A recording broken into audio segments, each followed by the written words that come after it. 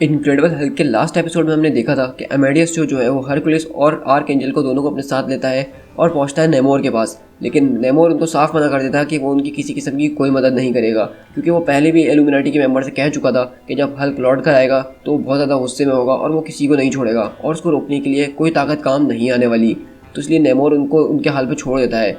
लेकिन वहाँ पे नेमोर की जो कज़न नमोरा होती है वो उन लोगों का साथ देती है, क्योंकि वो भी पहले कभी चैंपियंस की टीम में हुआ करती थी और अब उसको लग रहा था कि हरकुलिस वगैरह एक सही मकसद पे निकले हुए हैं। तो यहाँ से हम लोग दोबारा न्यूयॉर्क सिटी के अंदर शिफ्ट होते हैं और वहाँ से सीधा हल्क जो है हल्क बस्टर यानी आयरन मैन से लड़ता है। और उसी लड़ाई के बीच हम देखते हैं कि किसी तरह हरकुलिस और रेमेडियस जो लोग उसके पास पहुँच जाते हैं। वहाँ पे उन लोगों के बीच काफ़ी ज़्यादा बहस होती है और हल्क उनकी एक बात भी नहीं सुन रहा होता। हरकुलिस को बहुत बुरी तरीके से मारना शुरू कर देता है, लेकिन तभी हरकुलिस उसको बोलता है कि हमारी बात सुनो, हम सब यहाँ पे तुम्हारी मदद करने के लिए आए हैं, क्या तुम हमें अपनी मदद करने दोगे? अब आगे Like you, be strong to hold the powers of the sun.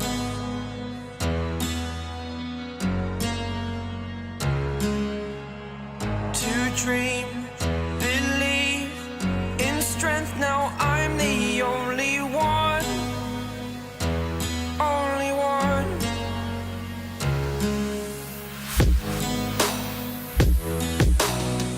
I was an ordinary boy until I broke the rules. My life destroyed, life destroyed. आज की जो स्टोरी है इसके अंदर हम देखेंगे दो लोगों के पर्सपेक्टिव। एक हम देखेंगे रिक जोन्स जो कि हल्क का बहुत पुराना दोस्त है, उसको हमने वर्ल्ड वॉर हल्क की सीरीज में भी देखा था। और दूसरा पर्सपेक्टिव मीक का है जो कि हल्क के साथ सबसे पहले प्लैनेट सकार में उसका दोस्त बना था।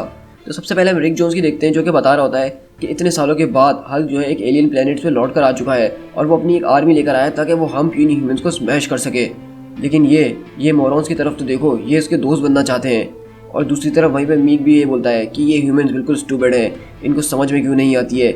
लेकिन ज़्यादा फिक्र करने की कोई बात नहीं है, ये बहुत जल्द समझ जाएंगे कि अब हल्क बदल चुका है, जिस तरह के मैं समझ गया था। मेरा नाम है मीक द अनहाइव, मैं हल्क का पहला दोस्त था जो कि प्लेनेट सकार के ऊपर था। और मेरा नाम है रिक जोन्स और मैं हल्क का पहला दोस्त था प्लेनेट अर्थ के ऊपर।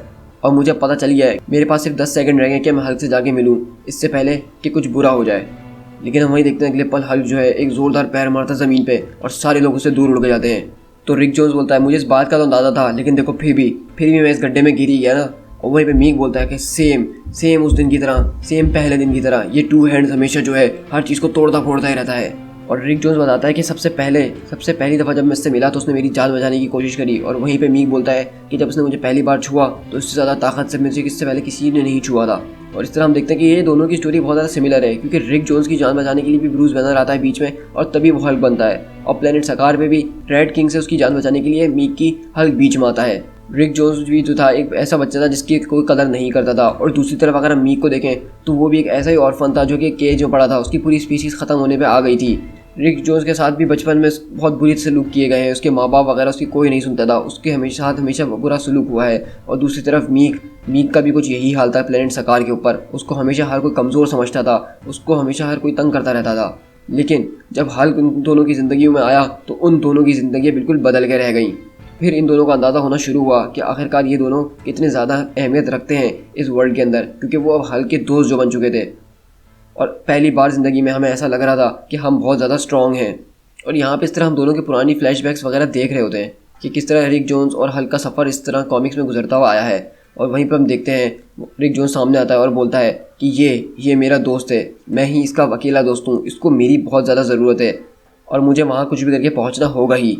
और वहीं पे मीक भी बोलता है कि कुछ भी हो जाए चाहे, मैं टू हैंड्स का साथ कभी नहीं छोड़ूंगा। मीक तुम्हारे पास आ रहा है क्योंकि तुम्हें मीक की ज़रूरत है, क्योंकि हर थोड़ी देर में तुम ये सोचते हो कि अब मुझे यहाँ पे रुक जाना चाहिए, लेकिन मीक तुम्हें कभी रुकने नहीं देगा।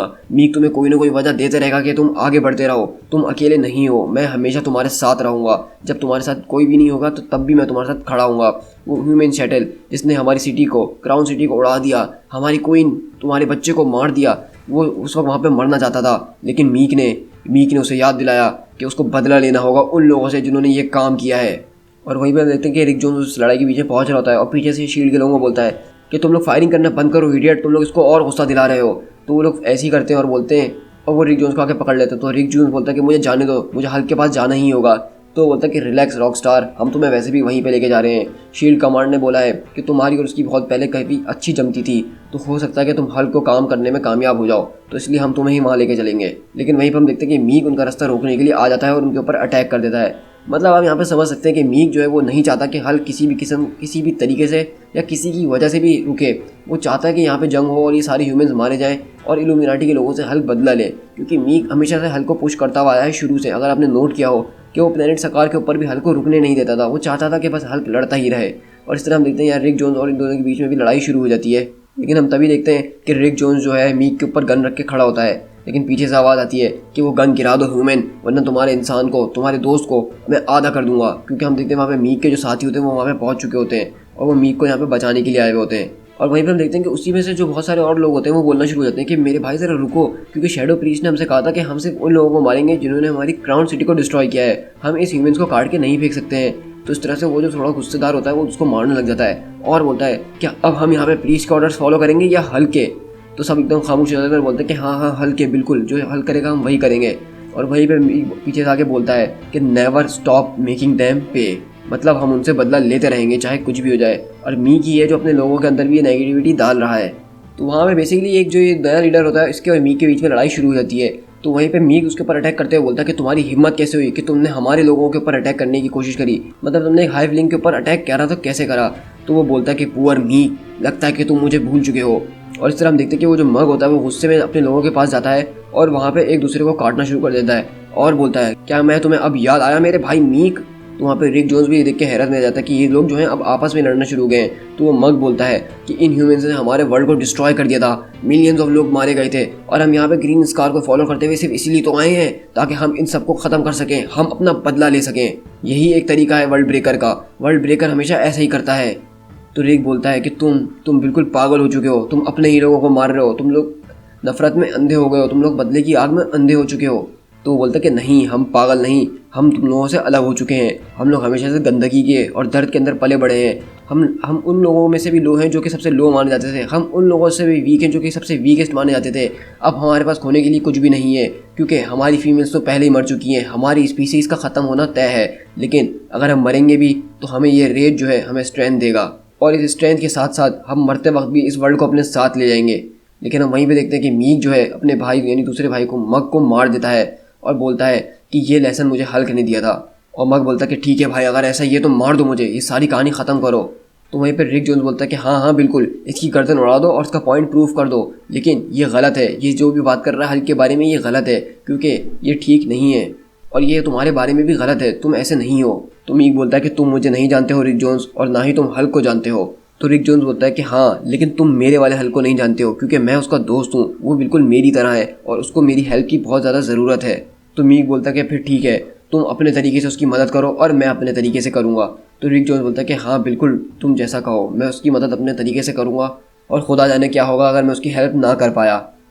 To be continued.